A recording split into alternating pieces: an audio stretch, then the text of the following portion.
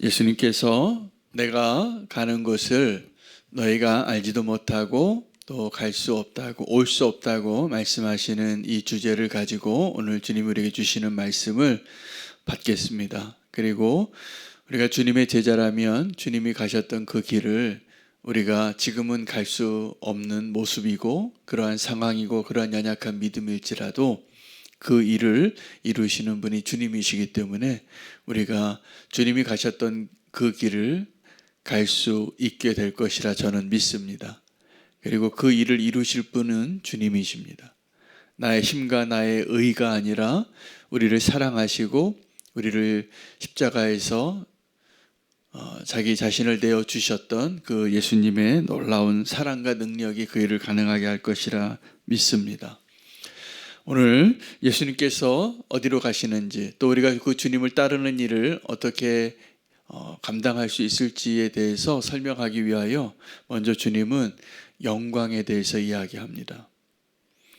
이 영광이 정말 이해하기 어려운 영광입니다. 왜냐하면 예수님을 배반하는 그 제자가 그 밤에 이제 자기 일을 하러, 주님이 원하시는 그 일이 아니라 사단이 원하는 일, 자기가 원하는 일을 하러 예수님을 팔고 배반하러 그 밤에 나갔던 그 순간에 주님이 맥락도 맞지 않고 우리가 내용도 이해하기 어려운 말씀을 하십니다.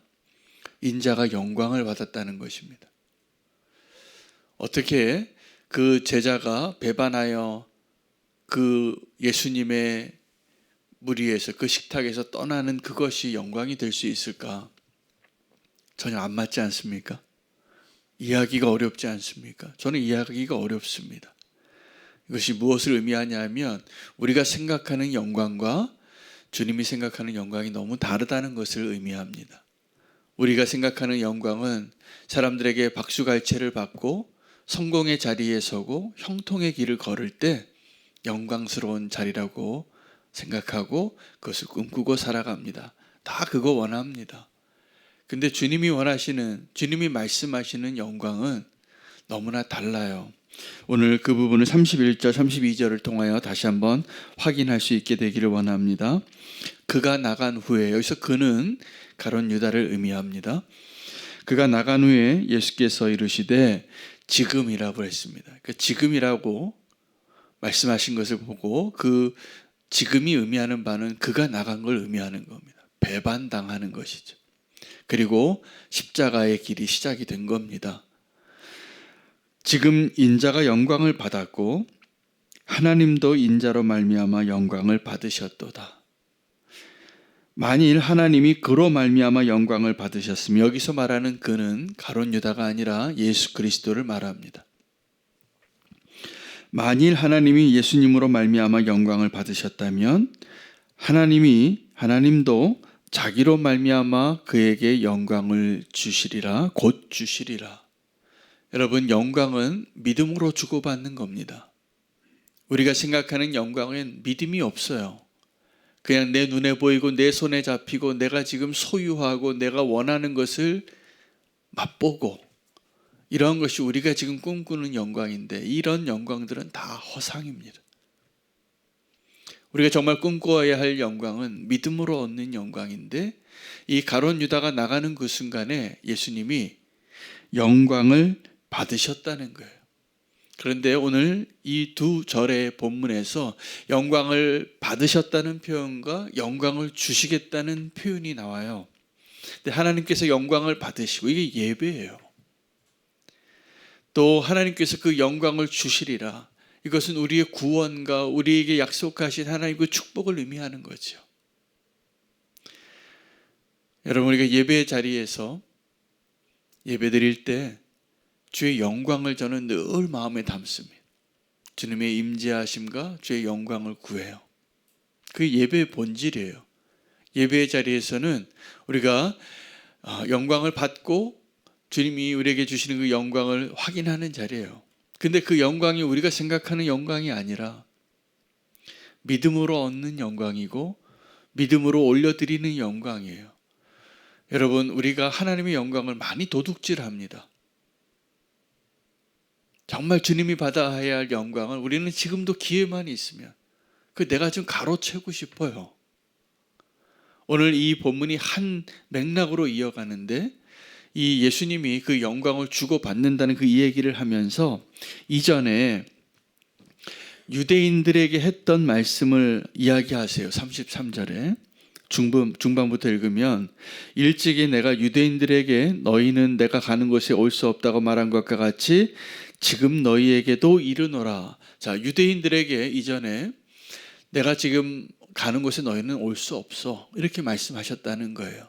근데 지금 예수님은 유대인이 아니라 제자들에게 말씀하시면서 동일한 이야기를 하시는 거예요.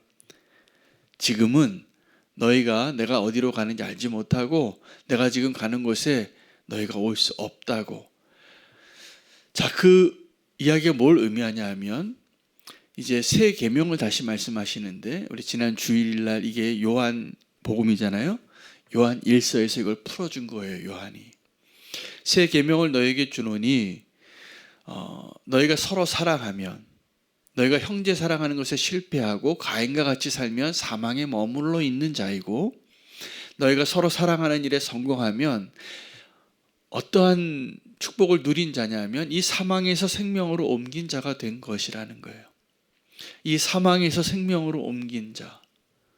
유대인들은 예수님을 죽이려고 했던 자들은 그것을 이해하지 못했어요. 그런데 예수님의 제자들은 지금 동일하게 유대인들과 똑같아요. 이해하지 못하지만 주님께서 이 제자들에게는 이 사망에서 생명으로 옮기는 일을 이루시겠다는 거예요. 그리고 요구하시는 게 있는데 너희가 서로 사랑하라요. 서로 사랑해야 합니다. 우리의 삶에 하나님의 선하심과 하나님의 의로우심과 하나님의 거룩하심이 드러나야 합니다. 사단은 우리가 이 일들을 이루지 못하도록 지금 계속 일하고 있어요. 열심히 일해요. 다른 데 일하지 않습니다. 우리의 생각 가운데 일하고 우리의 마음 가운데 일하고 우리의 믿음이 그것을 보지 못하고 그 믿음의 여정을 가지 못하게 계속 우리를 낙심케 해요. 지금은 우리가 그 길을 가지 못하는 연약한 자가 될 수도 있고 아마 그러한 모습일 겁니다. 여전히 연약하지만. 그러나 우리의 구원을 위하여 주님께서 우리를 견인하고 계세요. 우리가 주님을 닮아가고 있습니다. 우리의 믿음이 지금 자라고 있습니다. 왜요? 주님이 일하고 계시기 때문에. 여러분, 우리가 정말 키가 크는 것, 건강해지는 것, 우리가 막 노력해서 되어지는 것도 있지만 사실은 기본적으로는 그거 다 주님이 하시는 일이에요. 주님이 하시는 일.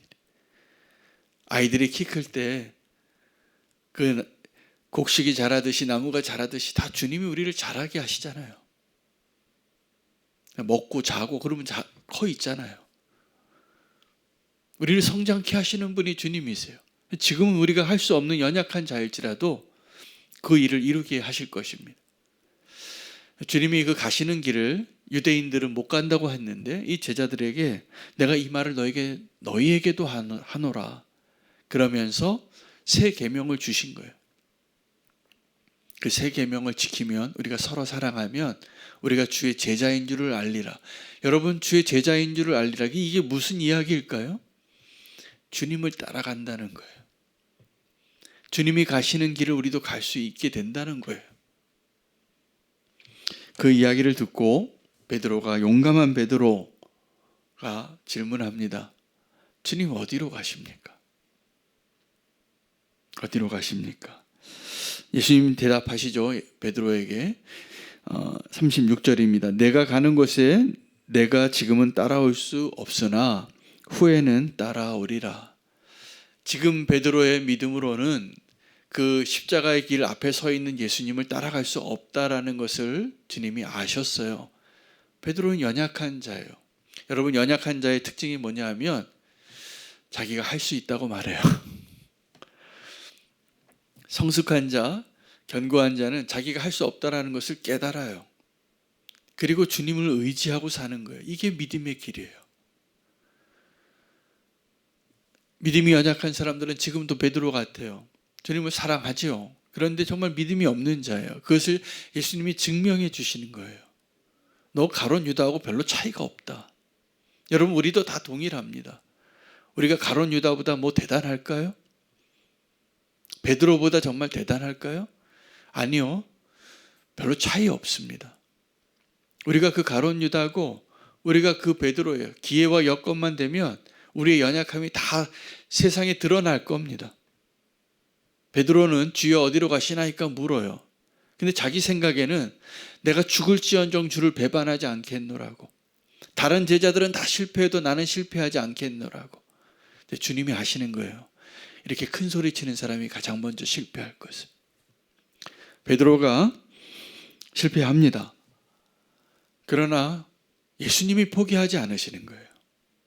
디베라 바닷가로 갔던 그 베드로에게 오늘 말씀하신 이 내용, 네가 지금은 내가 가는 곳에 갈 수 없지만 십자가에 가지 못해요. 베드로는 십자가의 자리에 베드로는 멀찍이 그 대제사장의 뜰에서 멀리서 바라보다가 캄캄한 데서 조그만 여종 하나가 그 정체를 밝히니까, 내 정체가 드러나니까 베드로가 주님을 부인하는 거죠. 그것도 3번씩이나 확정 짓는 거예요. 실수라고 말할 수 없게 하시는 거예요. 여러분에게 주님 앞에, 주님 내가 이렇게 실패한 거, 내가 이렇게 주님 배신한 거, 내가 이렇게 범죄한 거, 내가 이렇게 무너진 거 실수예요. 이렇게 말하지 마세요. 실수가 아니에요. 나의 실체예요. 나의 연약함이에요. 여러분, 베드로를 통해서 우리가 굉장히 중요한 것 하나 교훈을 배우는데, 주님을 따라가다가 내 자신을 부인하지 않으면 우리는 다 주님을 부인합니다. 나를 부인하지 않으면 주님 부인하는 거예요. 이게 아브라함처럼 나 살고 싶어서 아내 파는 거예요. 근데 우리가 주님을 따라가려면, 누구든지 나를 따르려면 자기를 부인하고 자기 십자가를 지고 나를 따르리니라. 이건 주님이 하시는 일이더라고요. 내 의지로, 내 결단으로, 내 헌신으로, 내 사랑으로 이게 가능하지 않아요. 우리가 주님을 따라가는 것, 주님을 닮아가는 것, 주님이 하고 계시는 거예요. 우리 안에 주님이 일하시는 것이라는 것을 알아야 돼요. 우리에게 어떻게 우리가 목숨을 건 사랑을 알 수 있고 실천할 수 있습니까? 우리 같이 이기적인 자들이. 근데 주님이 그 일을 이루시는 거예요. 그게 영광이 되니까. 주님이 말씀하시는 그 영광이 시작됩니다. 언제요? 주님을 배반하는 자가 그 어둠 가운데 나감으로 인하여 주님이 영광을 받으신 거예요. 그리고 그 영광을 다시 주시겠다는 거예요. 여러분, 우리가 주님의 영광을 자꾸 도둑질하고 가로채는 이유는 주님이 우리에게 주실 영광을 믿지 않기 때문이에요. 믿으시기 바랍니다. 그리고 내가 받을 영광, 내가 놓고 싶지 않은 그 영광, 주님께 다 돌리셔야 돼요. 그게 예배예요. 예배의 자리는 끊임없이 나를 낮추고 내가 엎드려지고 내게 있던 영광, 그 누더기 같은 그 영광이라도 주님께 다 돌려야 돼요. 주님이 다시 주실 겁니다. 주실 거예요. 믿음으로 주의 영광을 바라볼 수 있는 저와 여러분 되시기를 바랍니다. 이 믿음의 눈이 열려지기를 바랍니다. 오늘 설교 제목이 목숨을 건 사랑이에요. 우리가 자기를 부인하지 않으면 주님 부인합니다. 주님을 따라가는 자는 다른 게 아니에요. 자기를 부인하라는 거예요. 그럼 주님이 가신 그 길을 우리가 걷고 있을 겁니다. 어디로 가시냐고 물을 필요도 없어요. 주님 우리를 이끌고 계시고 선한 목자 되시니까. 교회는, 성도는 주님을 따르는 자입니다. 우리가 그 장애물만 제거해 자기를 사랑하고 이 자아만 다루어지면 우리가 주님 따라가게 되어 있어요. 선한 목자이시니까. 길 잃을 수밖에 없는 저와 여러분을 주님께서 오늘도 인도하고 계십니다. 생명의 길로, 사망에서 생명으로 옮겨졌느니라. 주님께 영광 돌리는 것은 나의 영광을 내려놓고 주님께 영광을 올려드리는 그 삶을 사는 것입니다. 오늘 우리에게 주신 하루가 있습니다. 제가 새벽마다 조금 일찍 나와서 주님 앞에 늘 이런 고백을 해요. 주님, 오늘도 주님 앞에 나왔습니다. 오늘을 주님께 올려드리면서 어떤 마음이 들었냐면 오늘 하루를 허락하신 게 백지를 허락하신 것 같아요. 여기다 내가 무슨 내용을 쓸지, 무슨 기도와 무슨 고백을, 무슨 감사를 쓸지 기대하며 오늘 하루를 시작하시기를 축복합니다. 목숨을 건 사랑을, 우리가 주님께 영광 돌리는 그 믿음의 삶을, 자기를 부인하고 주님을 따르는 그 삶을 주님이 이루시도록 주님이 역사하시는 놀라운 그 무대에 서시기를 축복합니다. 주님이 우리 함께 하심을 믿고 그 길을 함께 따라가는 주님의 온전한 제자가 되기로 결단하며 기도하겠습니다. 오늘 말씀 주신 것, 목숨을 건 사랑을 우리는 알지 못하지만 하게 하실 것입니다. 주님의 제자가 되게 하시리라 믿습니다. 오늘 그 말씀 가지고 기도하고